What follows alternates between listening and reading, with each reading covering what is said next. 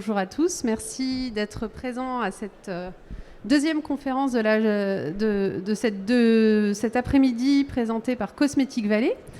Donc déjà, je vous ai expliqué brièvement pourquoi Cosmetic Valley présente une conférence.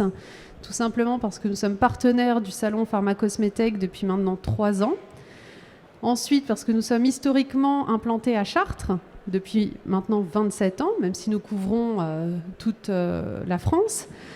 Et puis ensuite, nous sommes bien sûr le coordinateur officiel de la filière française parfumerie cosmétique. Quelques mots sur Cosmetic Valley. Donc nous, notre mission, c'est de faire rayonner, de continuer à faire exceller et développer le fabriqué en France, et ce, par différents biais, par le biais de l'innovation, par le biais de l'export, par le biais d'accompagnement en montée en compétences, et par le biais également du business. Nous couvrons au sein de nos adhérents toute la chaîne de valeur de la filière, que ce soit des marques, des fabricants de produits cosmétiques ou parfums, des acteurs du test, du packaging, de la formulation, et bien sûr la partie équipement, sans oublier le volet formation et recherche. Je vais faire un petit focus très rapide sur notre nouveau lieu qui a été inauguré l'année dernière, qui s'appelle le Beauty Hub, qui est un lieu d'innovation, premièrement un accélérateur de start-up avec le programme Beauty Up. Ensuite, une halle technologique qui permet de créer des innovations, je vais vous en parler après, le Beauty Fab, et puis le Beauty Exp, qui permet de faire des projets de prototypage 3D. Un petit mot rapide sur le Beauty Fab. Le Beauty Fab, c'est un lieu physique qui est à Chartres, à côté de nos bureaux, qui a une halle technologique de 200 mètres carrés, qui permet de présenter des équipements en exclusivité à des fins commerciales ou d'innovation, et qui permet également de gagner en visibilité. Je terminerai en touchant 2 mots à propos de notre salon Cosmétique 360, qui est le salon mondial de l'innovation parfum et cosmétique, et qui a lieu en ce moment même en format digital, puisque c'est un salon hybride cette année, qui a lieu en ce moment même en format digital jusqu'au 12 octobre et qui se tiendra en présentiel à Paris au Carrousel du Louvre les 13 et 14 octobre. Les dates qui sont sur l'affiche sont bien sûr celles de l'année prochaine. Si vous avez plus de questions concernant Cosmetic Valley, nous serons ravis de vous accueillir sur notre stand C2, qui est le stand qui est à l'entrée du salon à droite. Voilà, je vais laisser place maintenant à la conférence qui nous intéresse aujourd'hui, qui a pour titre « Les défis de l'éco-responsabilité », présentée par Stéphanie Delamarre, qui est donc directrice RSE du groupe Samsic. Et du coup, à vous la parole.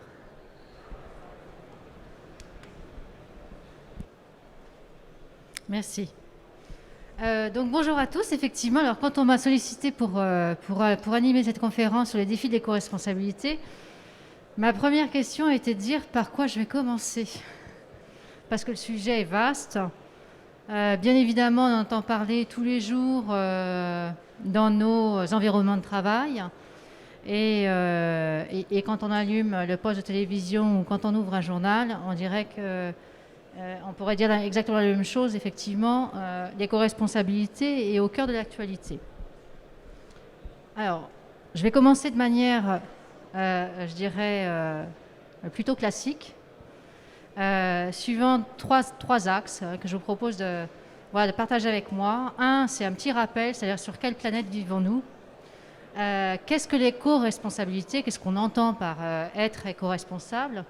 Et puis surtout, comment agir ? Avec un focus particulier qui est lié précisément au secteur d'activité dans lequel moi j'interviens, enfin le groupe Samsic intervient, c'est comment vivre l'éco-responsabilité au cœur de son environnement de travail pour précisément mieux l'intégrer au cœur de son activité.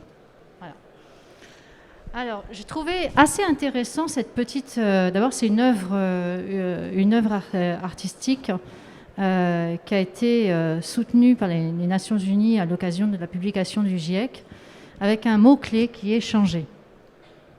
Et la phrase également incarne bien finalement ce qu'on vit aujourd'hui, puisque alors que nous assistons à la transformation de notre planète, autour de nous, nous regardons, écoutons, mesurons, et donc maintenant il est temps de répondre.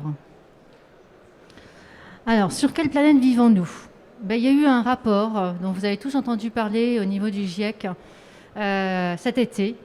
Et je me dis qu'on en a tous entendu parler, mais on était tous en vacances et qu'il y a quand même quelques vérités qu'il est bon de rappeler, peut-être de mémoriser et de communiquer encore et encore.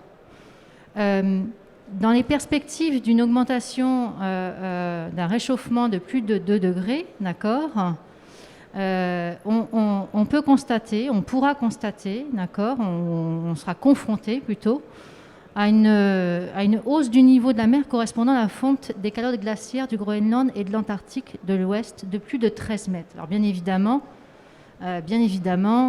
ces calottes ne vont pas fondre en totalité, mais c'est pour vous dire l'impact. Au niveau des cultures, on a une baisse de la production des principales cultures depuis 10 ans, qui est estimée entre moins 4 et moins 10%, bien évidemment accélérant le problème de la faim pour 80 millions de personnes supplémentaires. On a également le constat de se dire qu'on aura de fait une génération, une accentuation et une accélération de la pauvreté.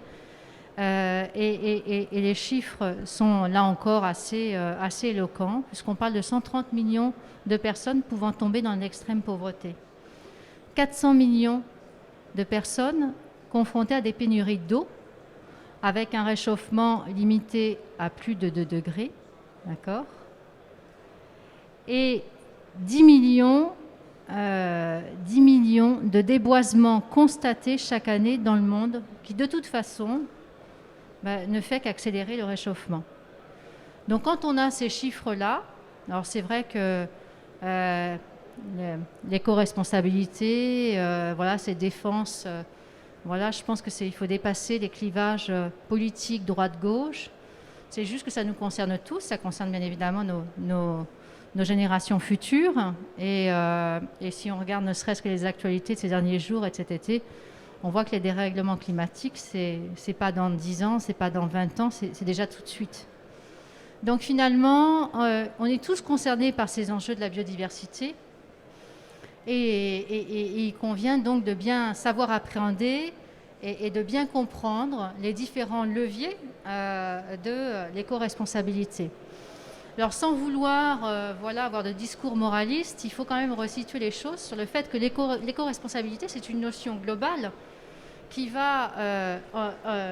est vraiment mise au cœur des organisations, qu'elles soient entreprises, privées, publiques, organisations étatiques, et qui s'inscrit vraiment dans une démarche de prise en compte des objectifs de développement durable. Alors bien souvent, au tout début quand j'ai commencé, on m'a dit voilà, vous êtes directrice développement durable.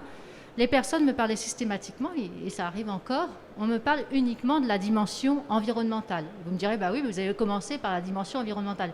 Oui, mais pas que. Je vous ai parlé aussi de la pauvreté, je vous ai parlé aussi de la migration, je vous ai parlé aussi de la faim dans le monde, je vous ai parlé également des impacts sanitaires. Donc finalement, les ODD, qui sont donc au nombre de 17, qui ont été décidés maintenant il y a plusieurs années, avec un agenda à 2030, il concerne finalement tous les pans, effectivement,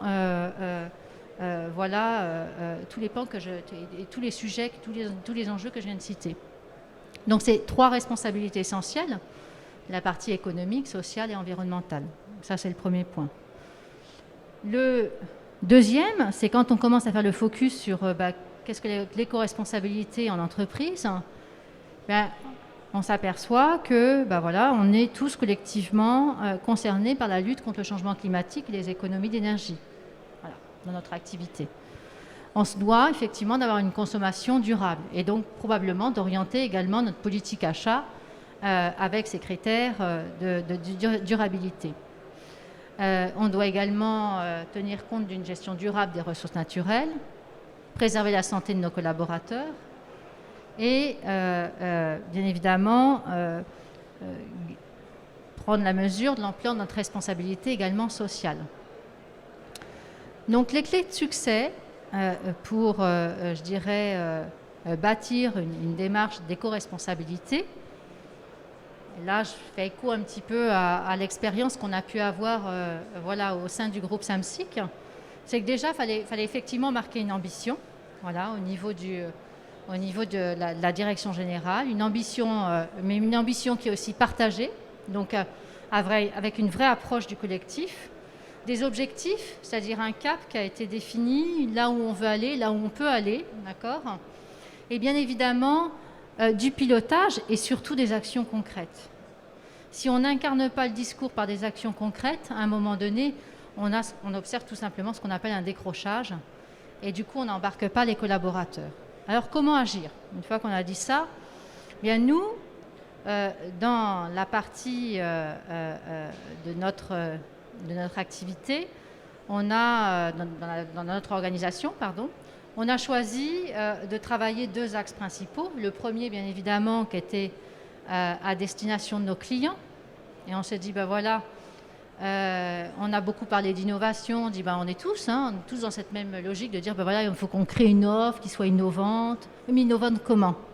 L'innovation, c'est quoi en fait ? Et donc, dans le schéma de création d'une offre nouvelle, effectivement, on a intégré la dimension éco-responsable, mais toujours avec toutes les composantes des ODD que je vous ai citées précédemment. Donc, voilà, la construction d'une offre de produits et de services éco-responsables, c'est bien évidemment quelque chose qui s'inscrit sur du moyen terme. Ce n'est pas quelque chose qu'on construit du jour au lendemain. Et le deuxième axe, qui est fondamental, et qui l'est d'autant plus pour nous, puisqu'on est acteur de l'environnement de travail, c'est de mettre en adéquation finalement ses ambitions aussi par rapport avec sa réalité première. C'est-à-dire que donner la capacité de l'organisation d'offrir à ses collaborateurs un environnement de travail éco-citoyen. Donc on a listé, on a étudié, on a inventorié toutes les attentes que nos clients pouvaient nous remonter. Notamment, on a eu mesurer, réduire l'empreinte carbone, favoriser les produits, les services et les process, réduire et gérer les déchets, optimiser les consommations d'énergie, sensibiliser les collaborateurs, mais également les visiteurs aux éco-gestes, et démontrer des notations environnementales via EcoVadis. Est-ce que vous savez ce que c'est EcoVadis ? Ça vous parle ? Non ? EcoVadis, c'est une plateforme, en fait, d'évaluation d'acheteurs, de donneurs d'ordre, on va dire. Et cette évaluation porte précisément sur des critères RSE, des critères de responsabilité sociétale des entreprises. Là-dessus, il y a je dirais une batterie de questions, des documents qui sont analysés, des niveaux de performance qui sont regardés, et il en ressort une notation, d'accord, avec des niveaux gold, des niveaux platinum, des niveaux silver, voilà, qui vous permet quelque part d'avoir une mesure un petit peu de votre niveau de performance au niveau de la responsabilité sociétale des entreprises. Nos collaborateurs, qu'est-ce qu'ils souhaitaient ? Ils souhaitaient collaborer pour une entreprise responsable. C'est-à-dire le discours unique et exclusif de « je veux augmenter mon chiffre d'affaires, je veux pénétrer tel territoire, je veux devenir toujours plus gros ». Il peut être porteur d'ambition, mais il n'y est pas encore suffisamment si on s'arrête à ça. Parce qu'effectivement, les collaborateurs ne veulent pas uniquement une croissance économique, mais une croissance large, avec une définition large, peut-être une nouvelle définition, mais une croissance qui va permettre d'activer, encore une fois, les leviers de la responsabilité que l'on a dans la création de valeur, dans le développement de nos activités, sur le plan environnemental, sur le plan social, sur le plan de l'innovation, sur le plan économique. Ils veulent également qu'on les accompagne dans la mobilité alternative. D'accord ? Venir au travail, ce n'est pas toujours évident. D'accord ? Parfois, c'est aussi un coût. Et ça a surtout un impact carbone qu'il faut savoir considérer. Ils veulent travailler, collaborer au cœur d'un bâtiment dit durable. Donc aujourd'hui, il y a plein de certificats là encore associés aux espaces de vie. Bon, une fois qu'on a dit ça, on ne va pas tous changer de locaux, hein. Je veux dire, il y a des bâtiments où on est dans ces bâtiments-là depuis 10 ans, 15 ans, donc il faut être pragmatique. Simplement, mais voilà, il y a des phases qui peuvent être activées pour rendre un bâtiment plus en adéquation avec des critères de durabilité, probablement des phases de rénovation. Et enfin, parce qu'on passe pas mal de temps au travail et que le travail est certes une source d'épanouissement, permet de grandir, de nous faire grandir chacun, mais il est surtout un lieu indispensable à la création de lien social. Et on l'a vu, et on l'a testé plus que jamais durant cette phase de confinement où on était privé de ce lien social parce qu'obligé d'être confinés dans nos maisons. Donc, le fait de dire, mon entreprise est porteuse d'actions citoyennes qui peuvent découler d'une politique de mécénat, ou alors au sein de mon entreprise, moi en tant que collaborateur, je vais porter de manière bénévole une action solidaire. Je vais embarquer avec moi des collaborateurs. Tout ça, c'est extrêmement positif et ça permet effectivement de se sentir utile au cœur de son entreprise, aussi vis-à-vis de l'extérieur, et de développer aussi la cohésion. Alors, je ne vais pas faire le détail, je ne vais pas rentrer dans le cadre réglementaire, mais bien sûr, une fois qu'on a fait le listing, on a fait la collecte des attentes des clients et des attentes des collaborateurs, inutile de vous dire qu'il y a un cadre réglementaire qui est là, qui est de plus en plus prégnant, de plus en plus contraignant, parce que les différents rapports, notamment des scientifiques, par rapport au GIEC et toutes les autres études sur le sujet, font que c'est pas dans 10 ans, c'est tout de suite, et qu'il faut accélérer, et que la réglementation, bien évidemment, contraint à une certaine vitesse et une certaine accélération, effectivement, dans l'atteinte des objectifs. Donc, qu'il s'agisse d'audit énergétique, qu'il s'agisse, de mobilité, de plastique. Hein, vous avez tous vu sur les écrans des images absolument monstrueuses d'océans de plastique, qui portent atteinte à la biodiversité. Et les décrets, la loi énergie-climat, tout ça fait que de toute façon, on est obligé de marcher. On est obligé de marcher et d'évoluer de manière positive sur tous ces sujets-là. Alors maintenant, je vous ai dit que je faisais partie du groupe Samsic. Donc moi, je suis directrice RSE pour le groupe Samsic. Alors, vous ne connaissez peut-être pas le groupe Samsic.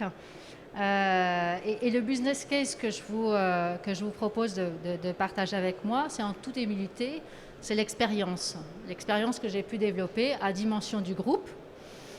Qui est ce qu'elle est, qui a encore beaucoup de choses à améliorer, mais en tout cas, ça donne des clés de compréhension sur comment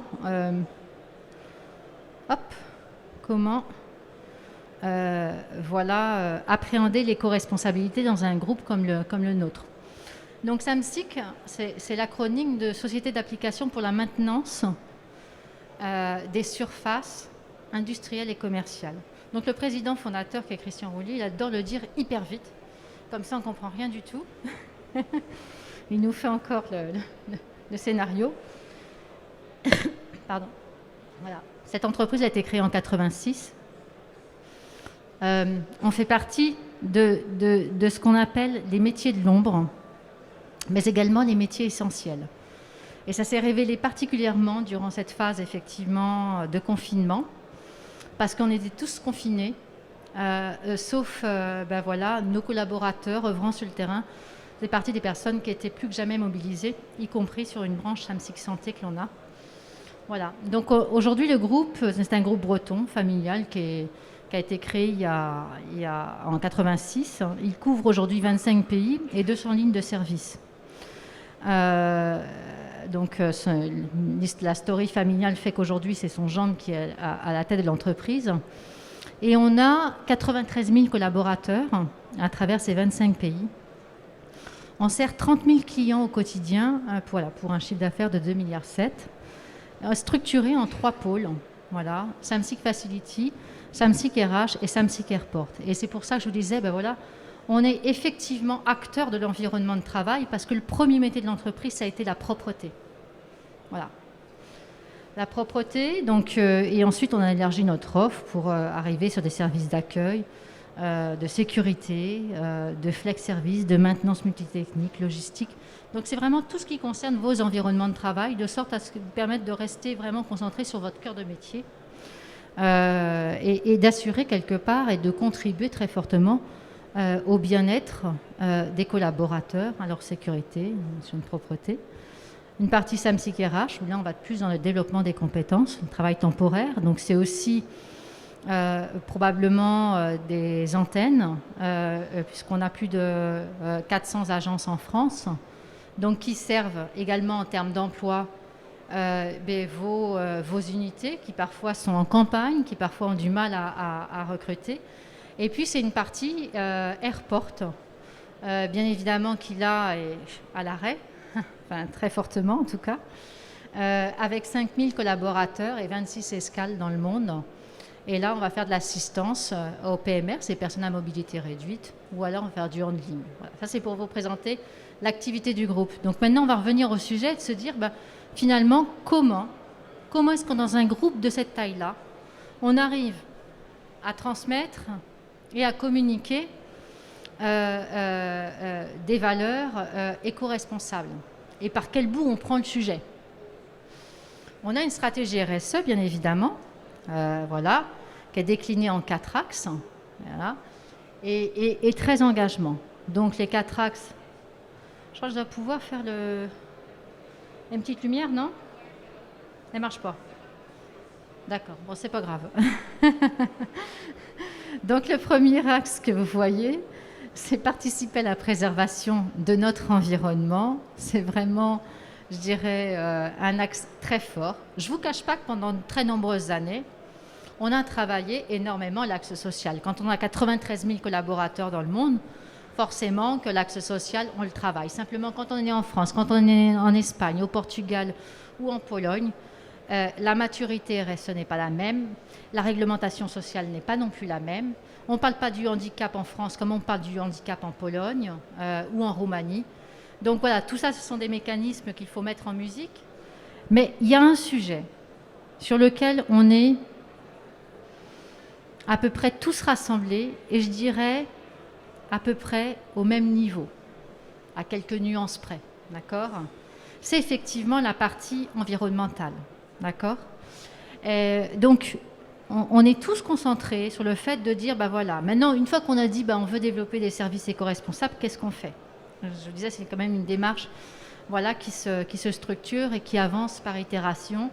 Il y a des bonnes pratiques dans des pays et qui sont différentes. Donc, on va bâtir un programme, bien évidemment. On a un deuxième engagement qui est limiter notre empreinte carbone et agir en faveur de l'économie circulaire. Le pan RH, on va retrouver des items que je suis certaine que vous avez également, vous, dans vos structures, des items relatifs à la promotion de la diversité, à la préservation de la santé, la formation, la culture des talents et puis la cohésion. Donc là encore, on a des programmes. Moi, je suis ambassadrice au niveau du groupe d'un programme de lutte contre l'illettrisme. La semaine, je ne sais plus, c'était la semaine dernière, oui.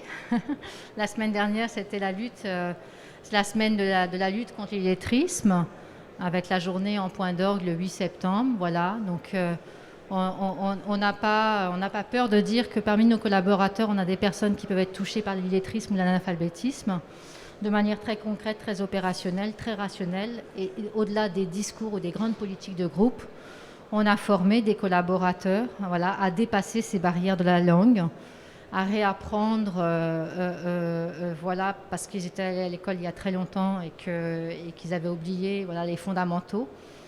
Donc toutes ces démarches-là, finalement, sont structurantes et sont facilitantes, bien évidemment, pas uniquement pour la réalisation de leur mission professionnelle, mais également dans la vie personnelle. Donc ça a plein d'effets. Voilà. Donc l'éco-responsabilité, c'est aussi C'est aussi ce genre de démarche. Et la partie offrir un service responsable et innovant, et puis après la partie de mécénat qui est de contribuer au développement d'une société solidaire et durable. Et les objectifs de développement durable, nous on a considéré qu'au regard de nos activités, voilà, on en soutenait plus précisément 8. Voilà.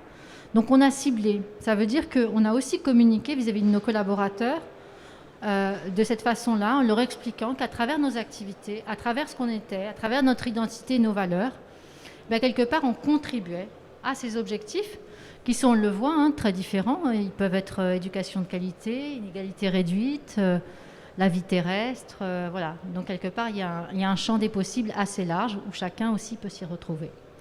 On a lancé un nouveau programme de développement durable qui s'appelle SAMSIC Planète 2030, sur lesquels on a mis des targets. Ça, c'est quelque chose qu'on n'avait pas fait jusqu'à présent. On a mis des targets en termes de dates cibles et de définition d'objectifs. Ce n'est pas toujours facile de se projeter à horizon 2025, 2030. Donc ça, c'est aussi important parce que finalement, ça permet de donner le cap et de dire dans quelle direction on va tous ensemble. Alors, une fois qu'on a tout ça, on peut se poser la question de dire, ok, mais comment fait-on pour que chacune des filiales, chacun des territoires et tous les collaborateurs se mettent en marche, voilà, et pilotent suivant ces objectifs-là. Et bien, la stratégie, on a une déclinaison après, pays par pays, bien évidemment, en programme. C'est-à-dire chaque pays et chaque filiale a son programme. Voilà, ça c'est des soutiens de mécénat voilà, que l'on fait. Mais on va revenir. Voilà. Donc ça veut dire qu'il n'y a pas, je dirais que par rapport à cette démarche de voilà, comment vivre l'éco-responsabilité au cœur de son environnement de travail, pour mieux l'intégrer au cœur de son activité, là on va se recentrer sur ce sujet-là. Mais si je prends l'éco-responsabilité au sens large, il n'y a pas une seule réponse. Il y a tout un tas de réponses. Et moi j'aime bien dire que j'aime bien prendre en crabe l'organisation. Je commence par la tête de l'entreprise, le président, le comité de direction, mais pas uniquement. En même temps, je commence aussi sur le terrain et je le prends sur le côté, je l'embrasse de toutes parts. Voilà. Et ça, c'est important de marquer le terrain de cette manière-là parce que sinon, vous allez à une vitesse qui ne correspond pas à la réalité des besoins et ça prend trop de temps. Et après, soit ça devient une démarche qui est purement politique, purement réglementaire, mais en tout cas qui ne se vit pas dans l'entreprise. Et nous, vous imaginez qu'avec les métiers que l'on fait, c'est-à-dire dans vos bureaux, le matin quand vous arrivez, vos bureaux sont propres, vos toilettes sont propres, l'accueil est également propre. Ben voilà, tous ces métiers-là, et ces personnes, parfois, vous ne les voyez pas. Et nous, on fait en sorte que, aussi pour réduire les inégalités, eh bien, ces personnes puissent vous rencontrer, que vous puissiez les voir le matin, parce qu'elle a déposé ses enfants, vous les faire garder, c'est pas évident. Se rendre sur un lieu de travail à 5 heures du matin, c'est pas évident. Voilà, donc tous ces critères-là, tous ces paramètres-là, toutes ces lignes, elles bougent. Et c'est tant mieux.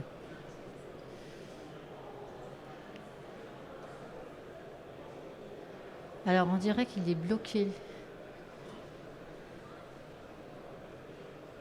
Voilà. Je vais essayer de voir si ça fonctionne. Alors, pour parler d'environnement de travail, parce que bon, vous avez compris que maintenant, SAMSIC, nous, notre cœur de métier, c'est votre environnement de travail. Voilà. Donc, j'ai voulu noter quelques repères inspirants, voilà, en lien, bien évidemment, avec l'éco-responsabilité. Donc, vous voyez, il y a des études qui ont été faites qui montrent que voilà, un employé de bureau consomme entre 10 à 30 litres d'eau par jour, hors climatisation et restauration. Vous allez me dire comment c'est possible. C'est les chasses d'eau. Après, 80% des employés considèrent que l'offre de bien-être dans une entreprise, c'est aussi un facteur crucial pour être bien au travail, voilà, et pour y rester. On a également des impacts concernant, bien évidemment, les coûts d'exploitation et de maintenance, qui représentent à peu près 75% du coût d'un bâtiment, donc ce n'est pas juste la construction. et de forts enjeux également sur la partie mobilité, hein, avec l'impact que ça peut générer. Donc la gestion de l'environnement de travail, vous devez le savoir, mais il faut quand même rappeler que c'est toute la gestion technique du bâtiment, de tous ces équipements, d'accord ? Mais c'est aussi la gestion des services, des technologies et des process, voilà, qui vont participer, en fait,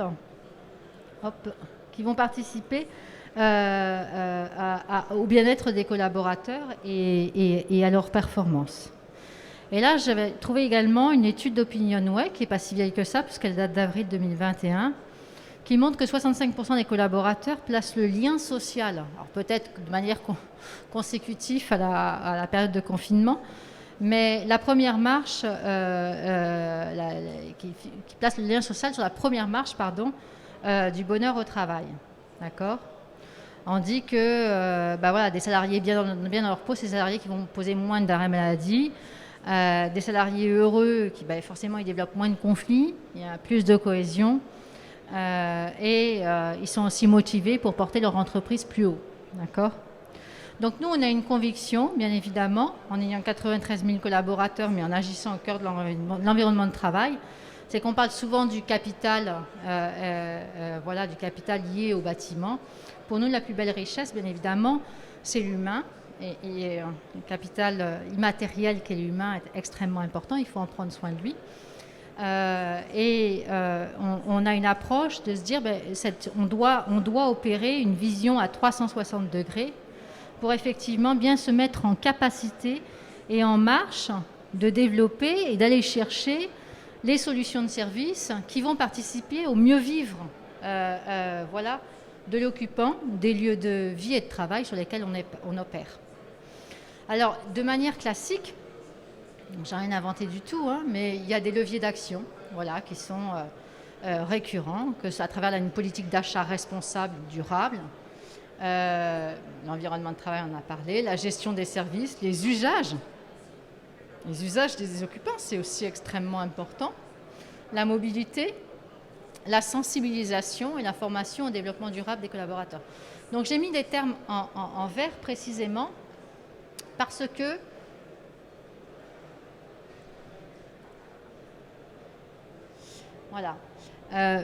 pour vivre l'éco-responsabilité, on a... alors j'avais aussi J'avais une charte, je voulais montrer une charte éco-geste, mais c'est pas grave, c'est un document, je le montrerai après.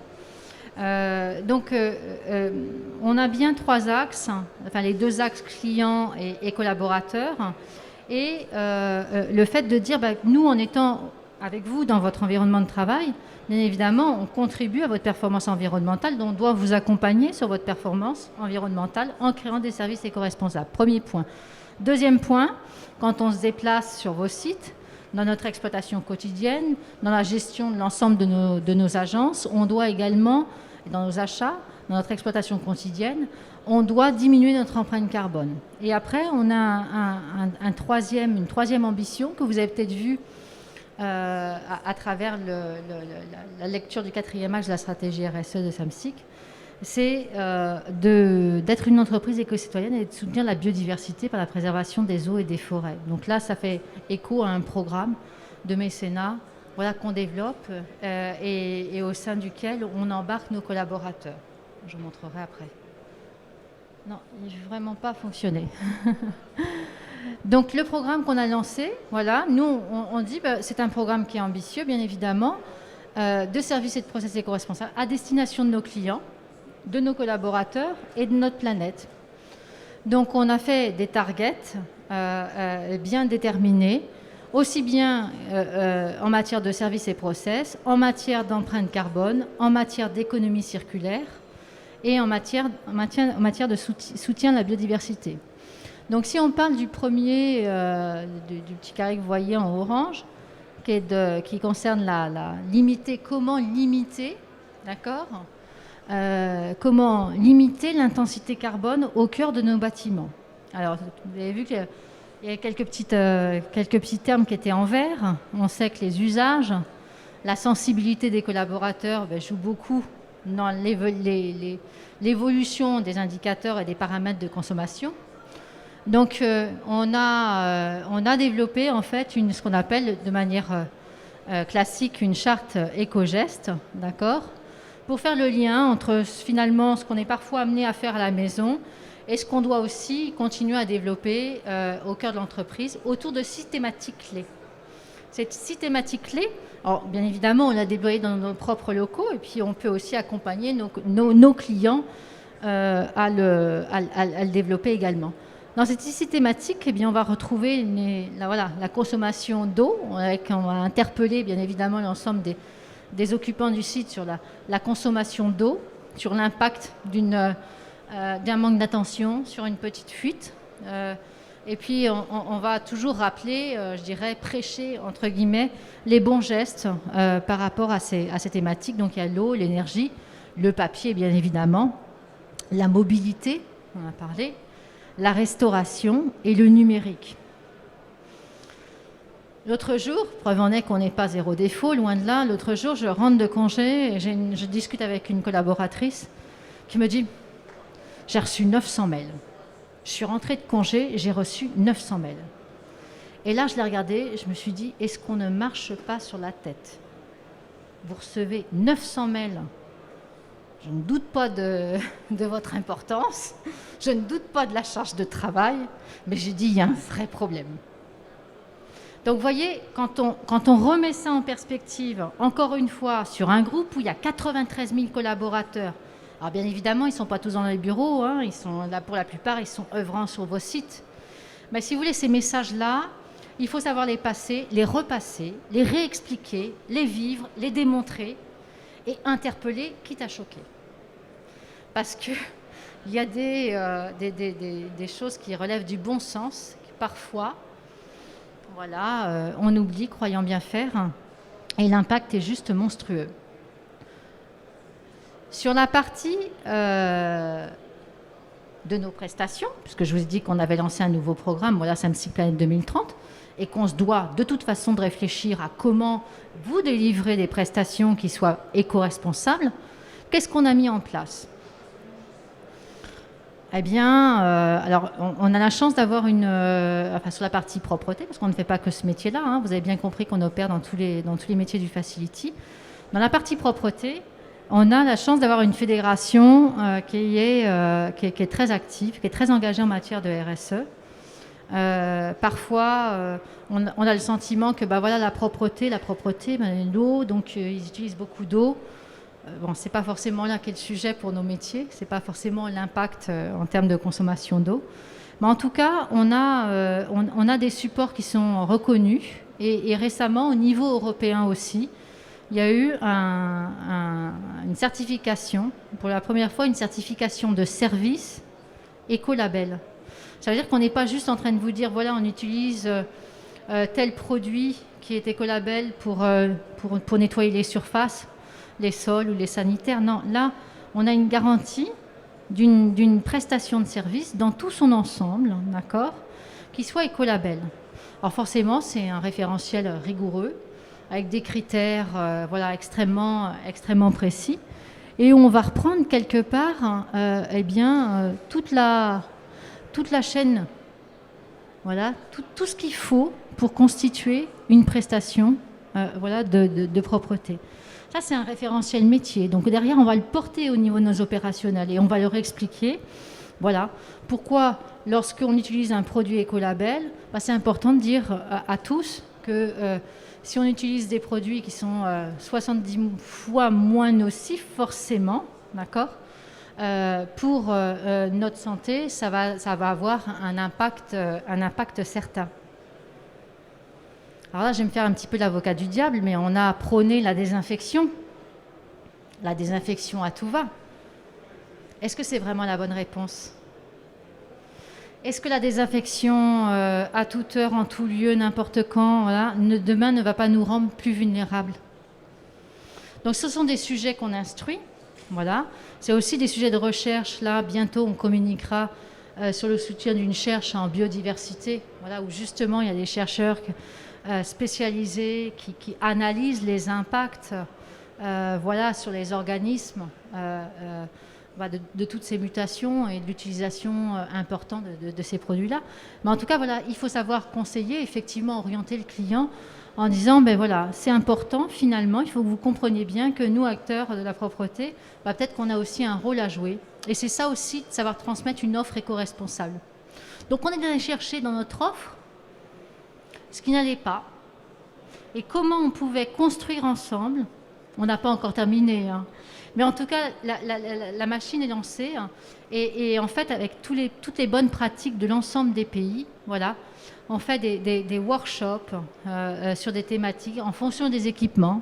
Alors c'est pareil, vous voyez, là on a le cas des produits écolabels, d'accord, des véhicules bien évidemment, des ingrédients sanitaires, voilà, et des déchets, voilà, où on sait bien que la dimension également sensibilisation, formation et accompagnement des occupants des sites est fondamentale.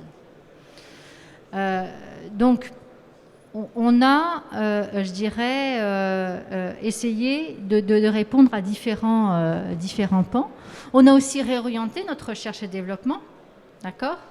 Parce qu'on a voulu bien voilà, avoir une recherche et développement qui soit effectivement en prospective, qui puisse accompagner de manière pertinente notre direction achat dans le cadre des objectifs de sa politique achat responsable. D'accord ?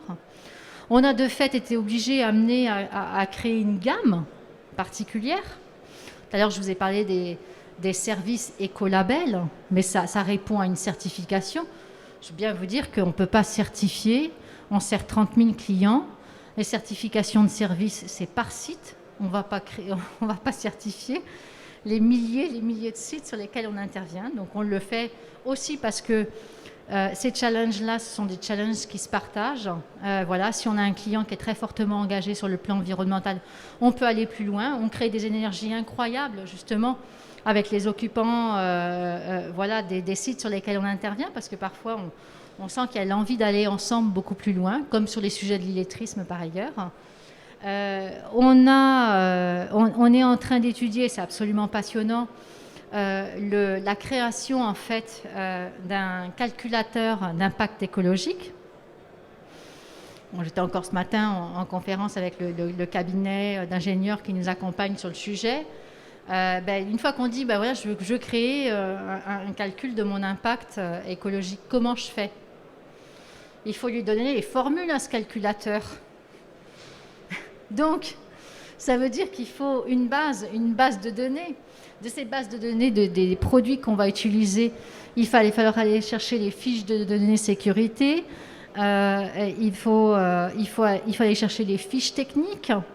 Il faut que ces ingénieurs, suivant la composition, d'accord, des produits ou la composition des équipements, quelque part, ce que je vais appeler la recette, d'accord, en fonction de cette recette, eux, il faut qu'ils aillent regarder une base internationale, voilà, qui permettent de dire, voyez, ce produit-là, cette composition-là, cette recette-là, ça a un impact, voilà, sur tel et tel indicateur environnementaux. Et là, derrière, on crédibilise la démarche et on fait des choix. On fait des choix et on est aussi mieux en capacité de dire à un client, en fonction de l'environnement dans lequel il vit, que finalement, ce produit est plus adapté qu'un autre. Aussi en fonction des lieux, parce qu'on ne va pas opérer de la même façon dans une salle blanche, sur une zone parce qu'on est énormément présent en agroalimentaire, en pharmacie aussi, enfin voilà. Donc c'est sûr que suivant les environnements, si on ne traite pas un accueil, des bureaux ou des zones de restauration, des zones de production de la même façon. Donc voilà, tout ça c'est absolument passionnant. Mais c'est vrai que, voilà, en vous en parlant un petit peu, vous comprenez qu'effectivement, c'est vraiment quand je disais, voilà, je prends le sujet en crabe, c'est ce qu'il faut faire, parce que sinon, si vous attendez d'en avoir terminé un pour entamer l'autre, finalement, tout ça risque de prendre énormément de temps. Et le dernier pan, là, c'est le côté éco-citoyenneté, dans lesquels voilà, je vous ai parlé du bien-être des collaborateurs, de la cohésion d'équipe. Il y a des études qui disent précisément que parfois il vaut mieux investir dans des actions de mécénat dans lesquelles on va faire venir des collaborateurs. Pourquoi ? Parce que si je vous demande demain voilà, de piloter un projet, je ne sais pas, un projet peut-être de récolte de vêtements, ou un projet de plantation, ou un projet voilà, d'accompagnement d'enfants en difficulté, ou quel qu'il soit, quelque part, je vais vous confier la responsabilité de gestion d'un projet. Et que peut-être qu'à travers cette gestion de projet-là, vous allez coordonner des choses, vous allez prendre des actions, vous allez développer des compétences que peut-être vous n'avez pas tout à fait, ou ce n'est pas tout à fait vos zones de confort quand vous êtes au travail. Et là, vous allez oser le faire. Et donc, il y a énormément de côtés positifs.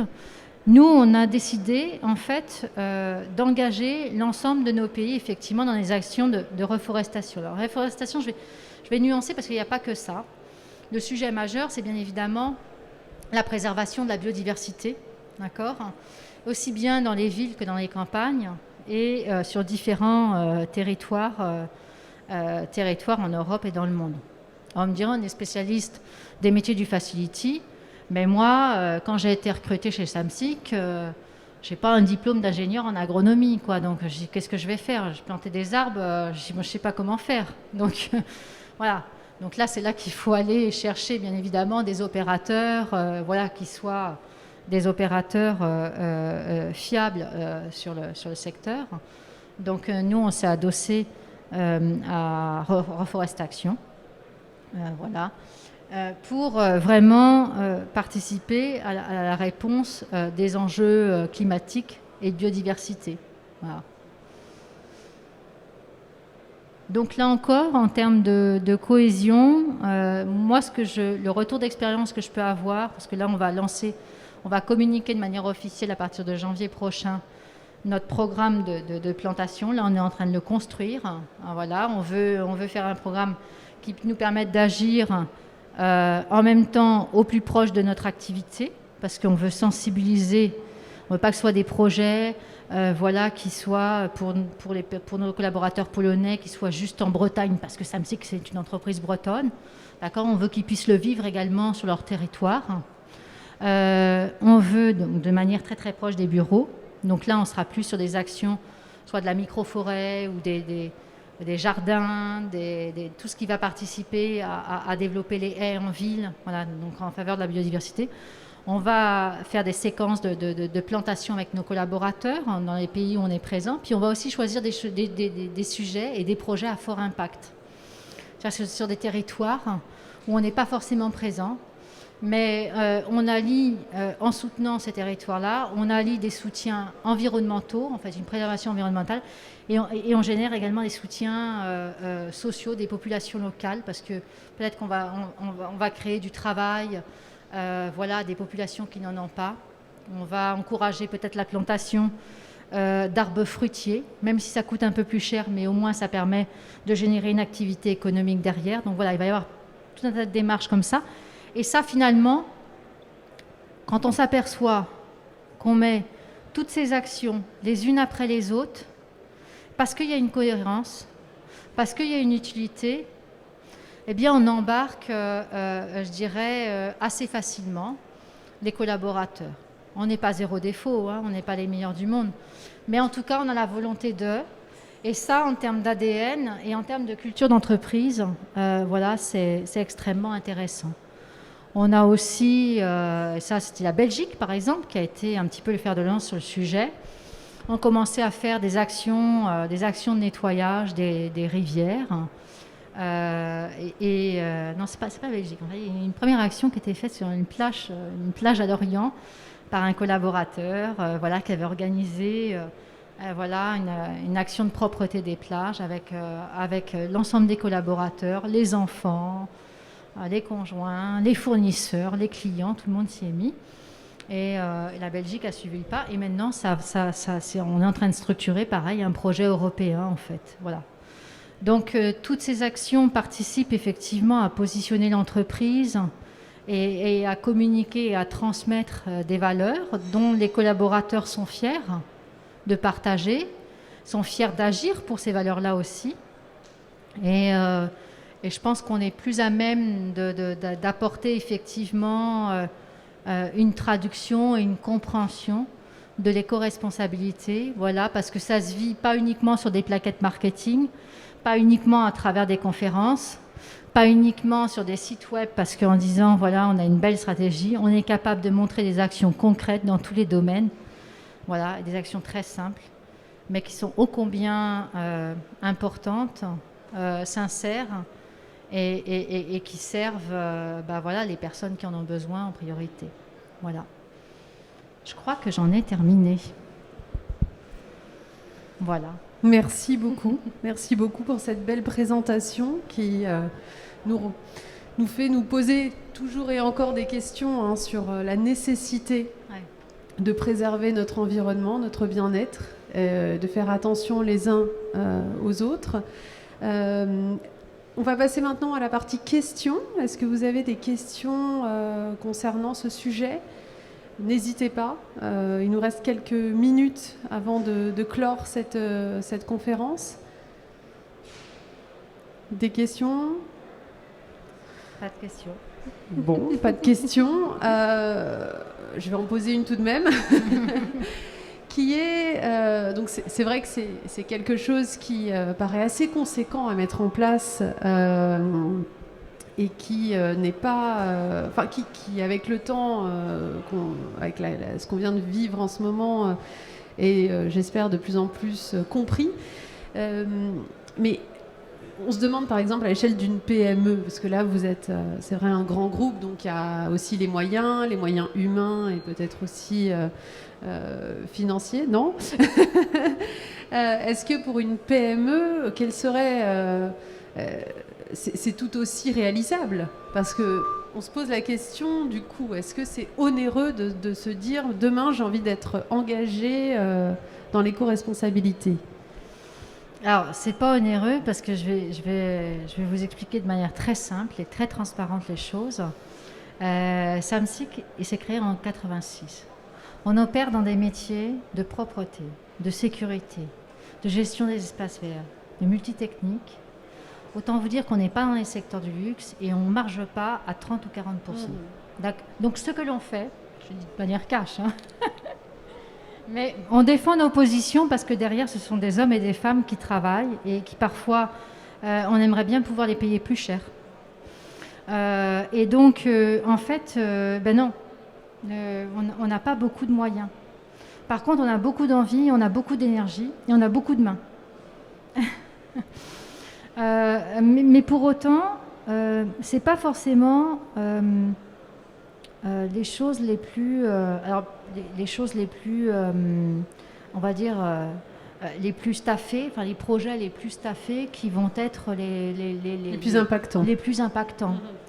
Je sais pas, je vais vous donner un exemple. Vous voyez, à l'échelle, durant le confinement, d'accord, on s'est retrouvés, des collaborateurs, les œuvrant sur le terrain, comme on le disait, certains fonctionnels, enfin support, en fait, le support, certains à la maison en télétravail, d'autres, si on prend la filiale aéroportuaire, en chômage.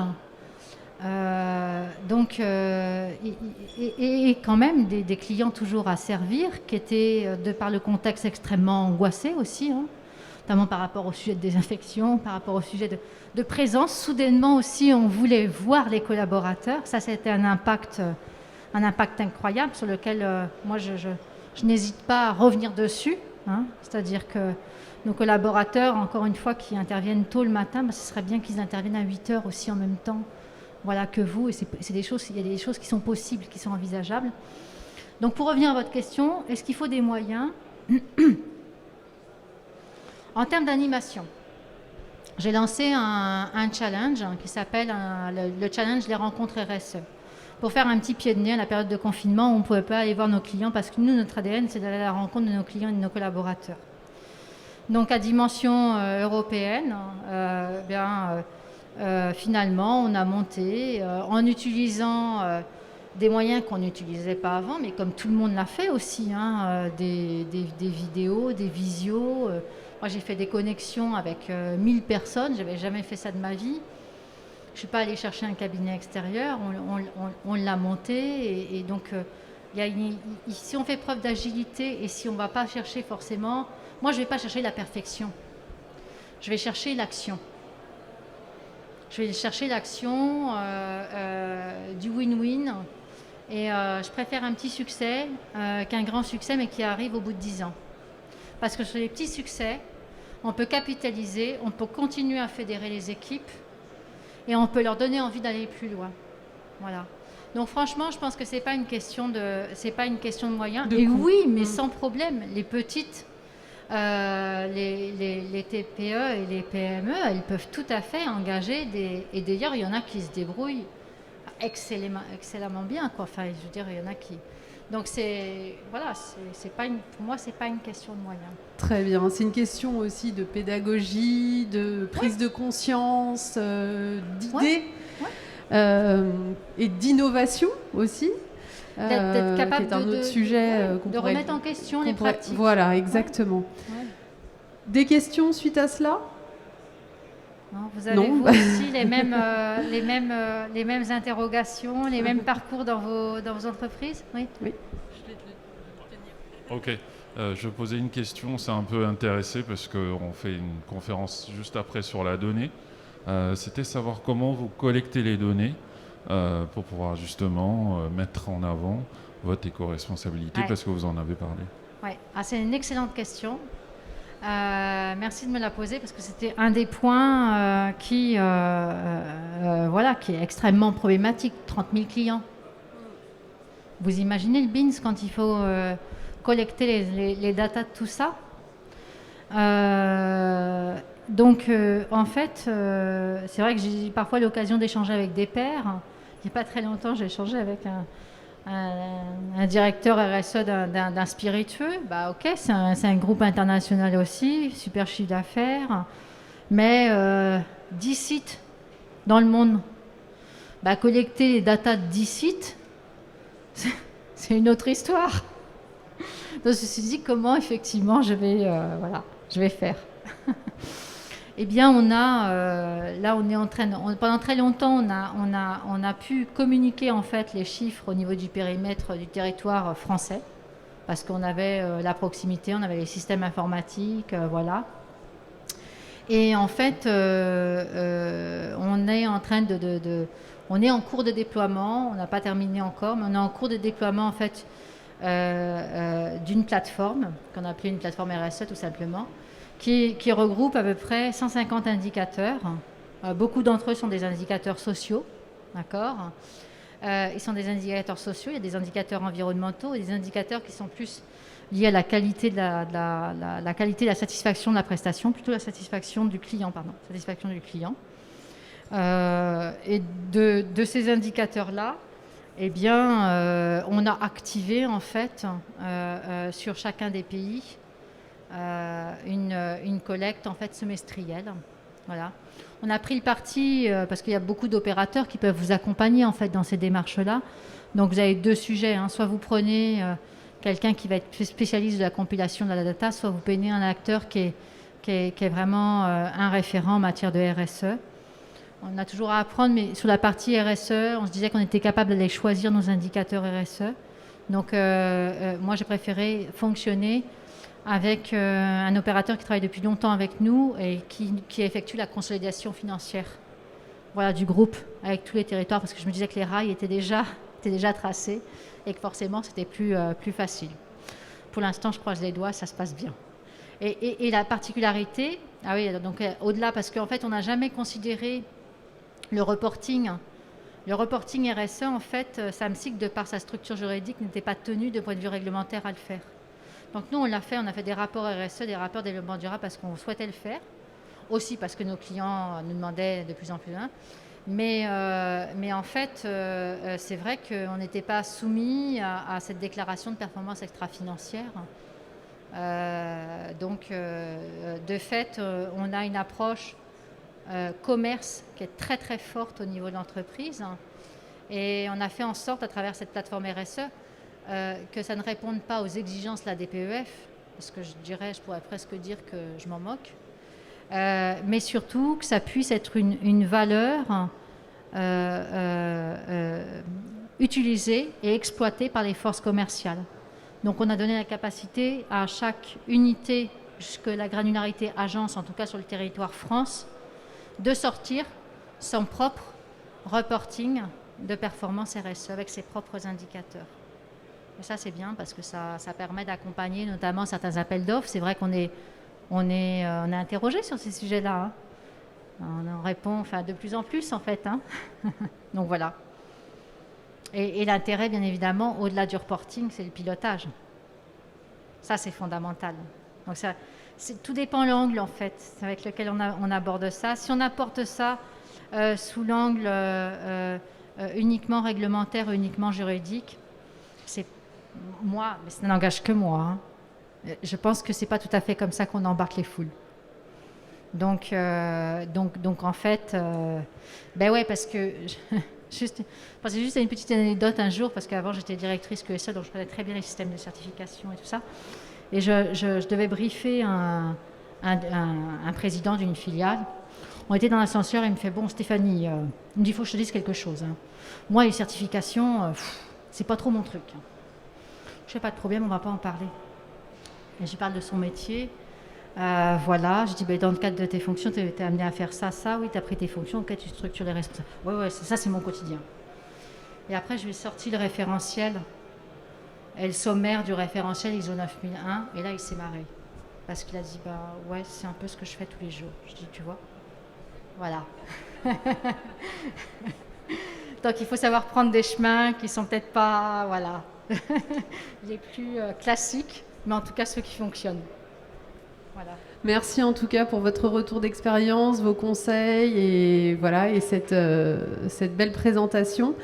Nous allons clore cette conférence pour laisser place à la prochaine, qui est en effet donc présentée par Chartres Métropole sur la data. Hein. Et puis on vous souhaite une bonne fin de journée, un bon salon.